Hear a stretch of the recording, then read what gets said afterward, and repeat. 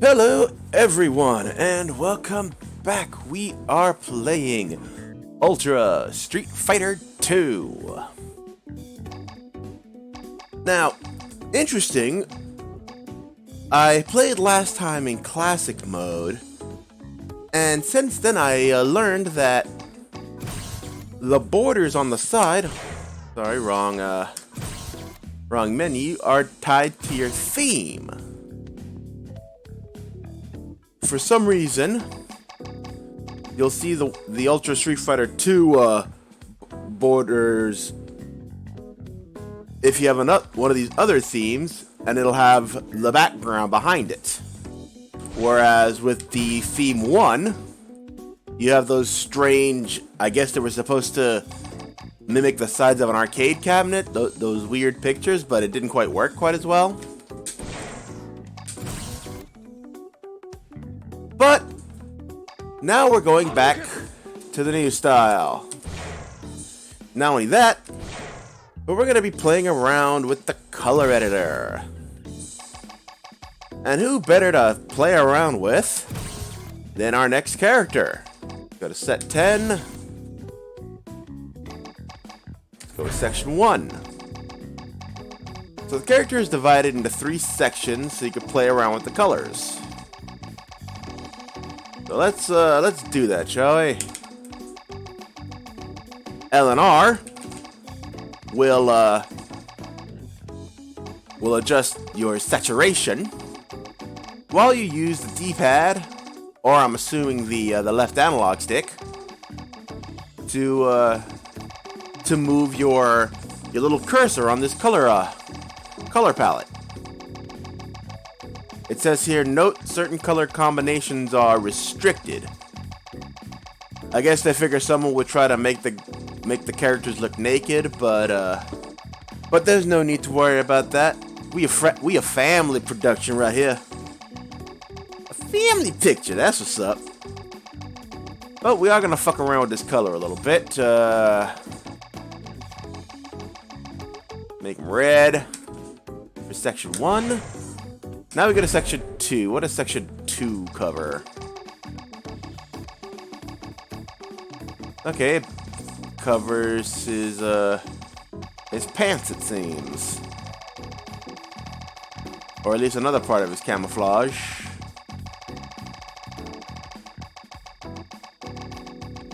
Okay, let's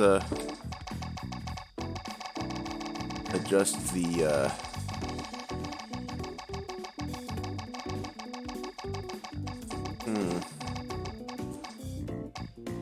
Okay, a little beigeish, a little goldish. That'll work.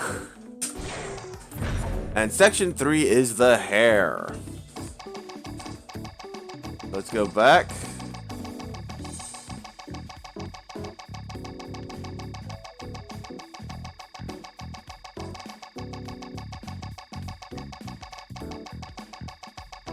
And wait, am I doing this wrong? Let me see something here for a minute. Let's go all the way to the right, because I might have the saturation wrong here.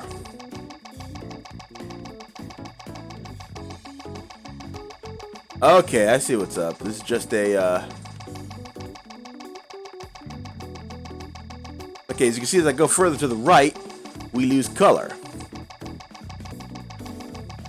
Which, yeah, let's leave him white hair. That looks good. So now that he looks like a reject from Marvel, apply this bad boy and save.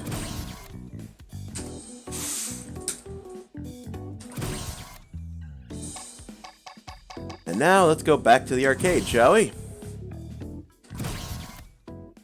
And take our crazy-ass creation into the streets. And there he is. Okay, he's a new color.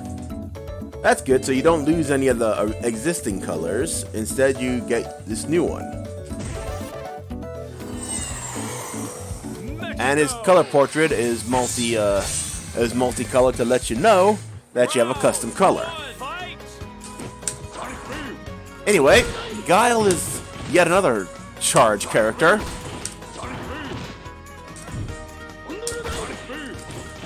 So a lot of time is spent holding down back and reacting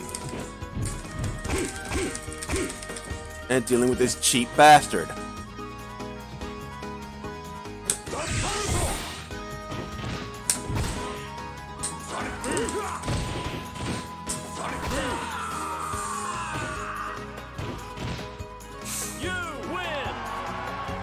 Guile's story, of course, is that he is looking to avenge the death of his old friend Charlie Nash.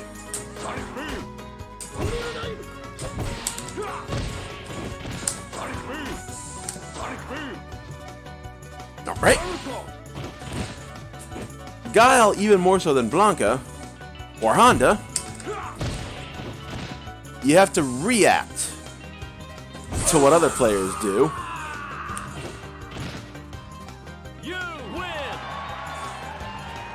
I mean, you could push a little bit, but you're gonna get the best results by being patient, and that was, of course, his famous quote, "Go home and be a family man,"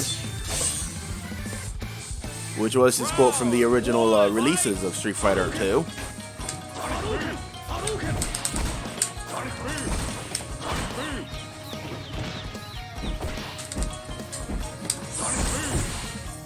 Alright, boy. Of course, you have people like Ryu, where it's very hard to just react. Especially in the AI, because the way the AI plays Ryu is that fireball, fireball, fireball, fireball, fireball. And since Guile's projectile is charge, it's hard to respond as quickly.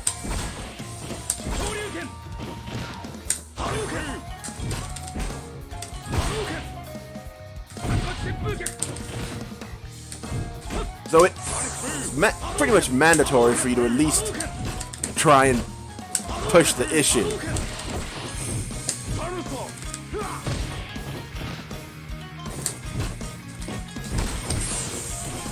Oof. And of course you can bust that out. Ugh.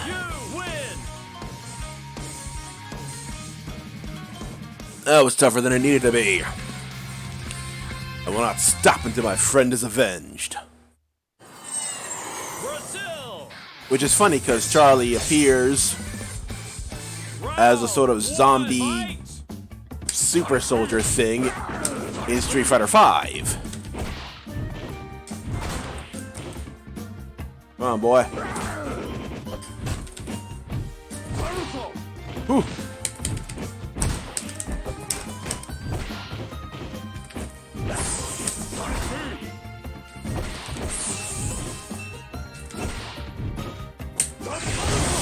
Boom! Got his ass.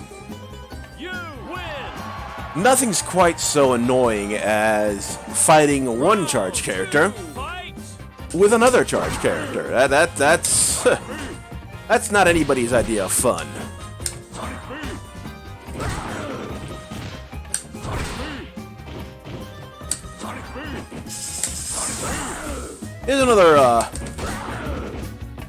Here's another fun little fact.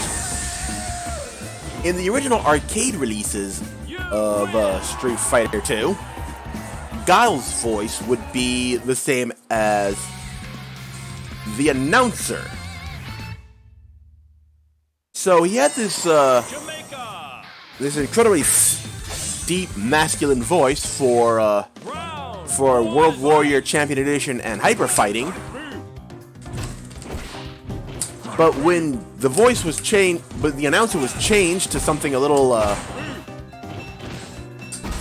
more twiggy, for lack of a better term, a little more high-pitched, Guile's voice changed as well. So he didn't sound quite as intimidating in Super and Super Turbo. Or in Hyper, for that matter. I keep forgetting about that one. For HD Remix, what they did was got the samples of the older voice to use as Guile's while keeping the announcer from Super Turbo.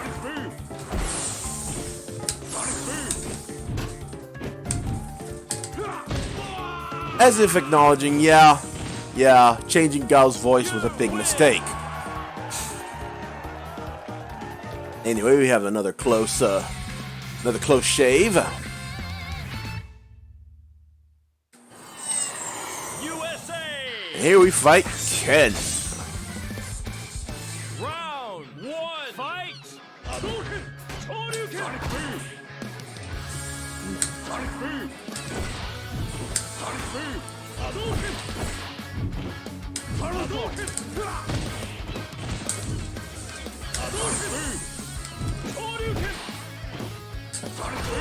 Boom, got him. You win! That turned out a lot easier than it should have been. Not that I'm complaining, mind you. Round two, fight! Hadouken! Shoryuken! Now, Ken, unlike Ryu, is Shoryuken! very Dragon Punch focused. So if you're not careful, you can really get bleeped over. I mean, he will fuck your shit up. Come on, boy. But again, if you're patient, you can get the right opening and just destroy him.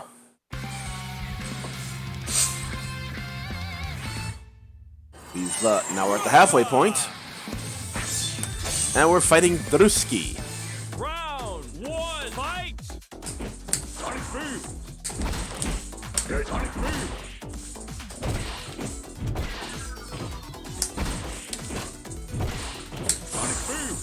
Now, since Zangief has to get stupid close to get to the enemy, he was given two methods to deal with projectiles. First, they go right through him if he does his lariat, and then starting with hyper fighting, they added the banishing fist, which you can use to dispel the fireball a little more quickly.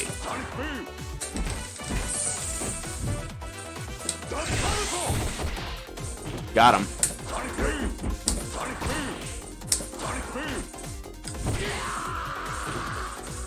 Hey, cool, look at that, I got a perfect. You win!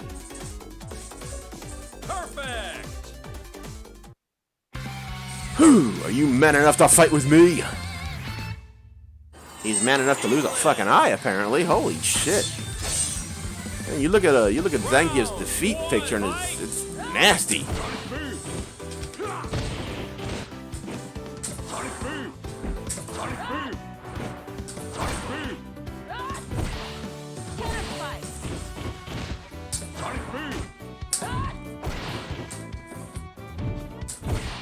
Come on.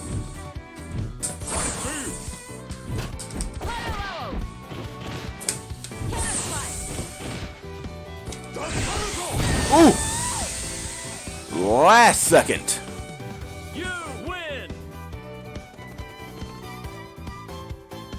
Round two, fight! For anybody wondering, the stick that I'm using is an Industrial Lorenzo Euro joystick,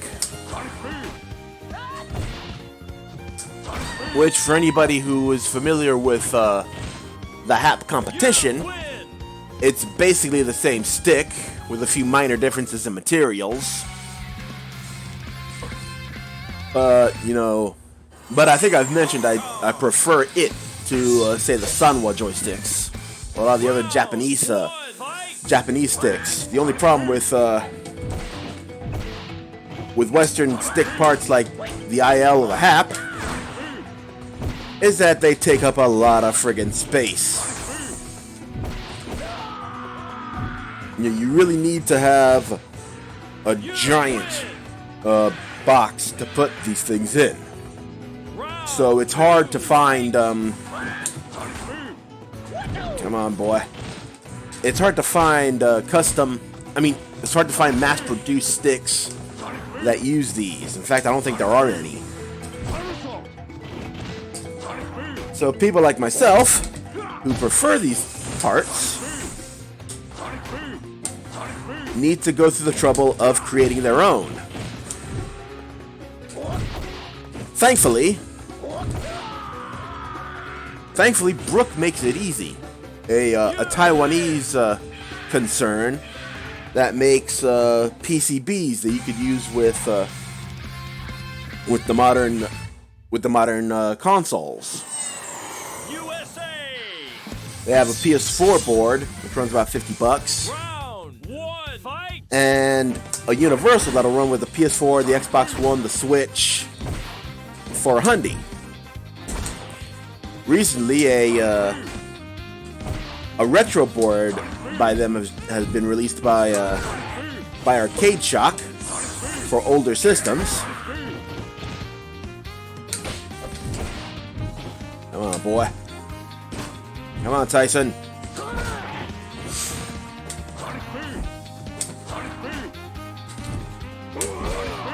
Okay, this is concerning. Fuck. That was close, but that was bound to happen.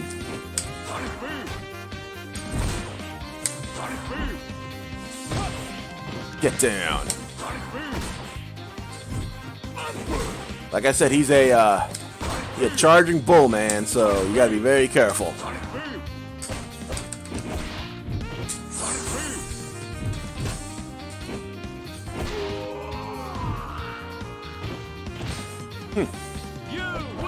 Are we on the run back? I think I might win this.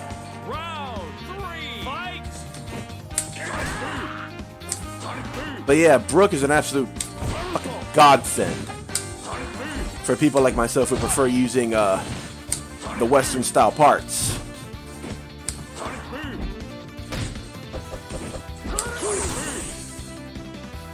While they seem to be taking their sweet fucking time updating against the latest PS4 firmware, they're usually pretty good about it. Why did you lose? Because you still value survival more than victory. Well, everybody values survival. I mean, shit. Can't win if you're dead after all, homie.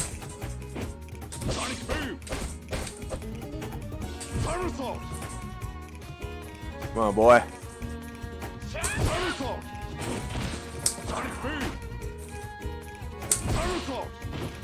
Here we have a character who's pretty much built to get his ass kicked by Guile.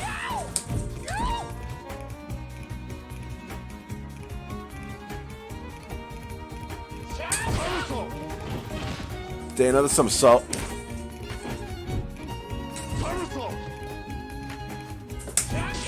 Ooh, I fucked that one up. Lesson, children, never be fancy. Always go for the kill.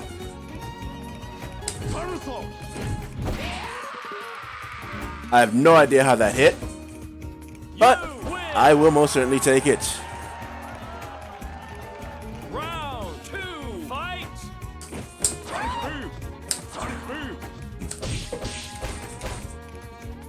Come on.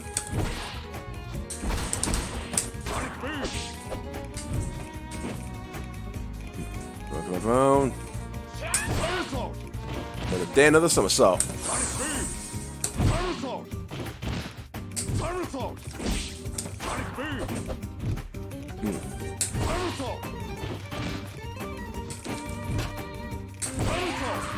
And he's done.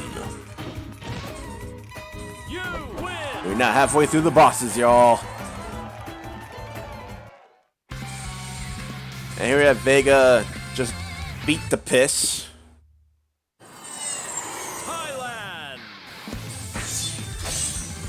And now comes the opposite of beauty, Fight. an ugly motherfucker named Sagat.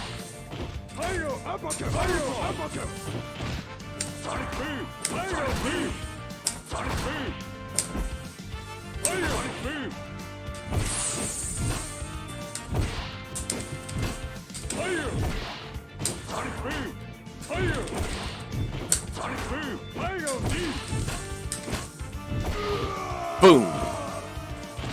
That was a lot easier than I expected it to be. You win. Sagat's one of those characters that can be very, Fight. very difficult to judge at times.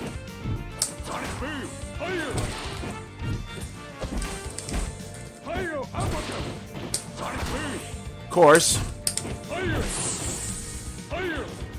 Guile's crouching fierce kick, crouching heavy kick is pretty good to deal with characters like him who have a DP. Since even if you whiff the first kick, the second one will get him on the way down. And now it's time Thailand. to avenge Charlie Nash. Round 1. Fight.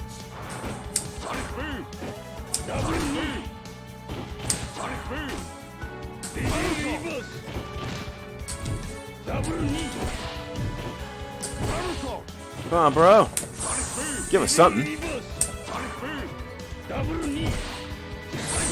Woo, nice.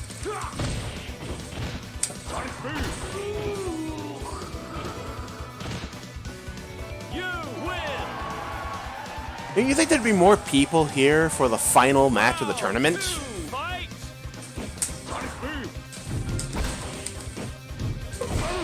Whew. Ran right into that one.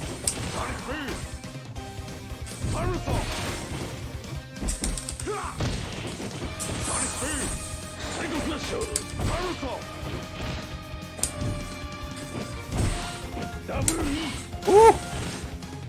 Proving to be a bitch. There we go. Charge characters can be a bit hard to judge the timing of, as I think I mentioned with Blanca. Anyway, that's Guile, who now has the chance to end Bison once and for all. And for some reason, he decides to let him go.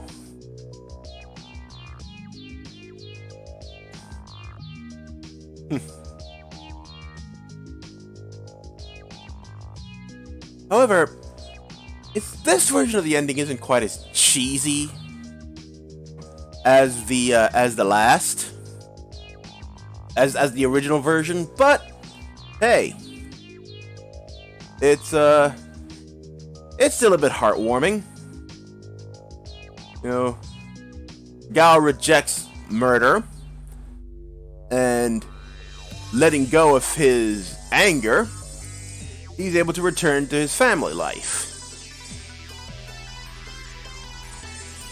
Which is hilarious because we'll see more of him in Street Fighter 4 and Street Fighter 5. I think isn't he in 5? I think he's in 5 as well.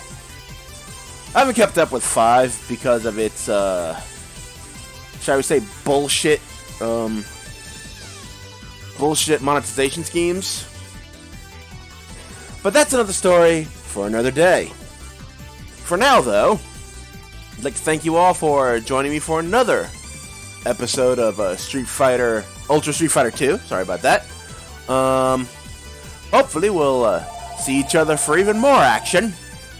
In the meantime, however, have a great day, enjoy yourselves, and as always, God bless you.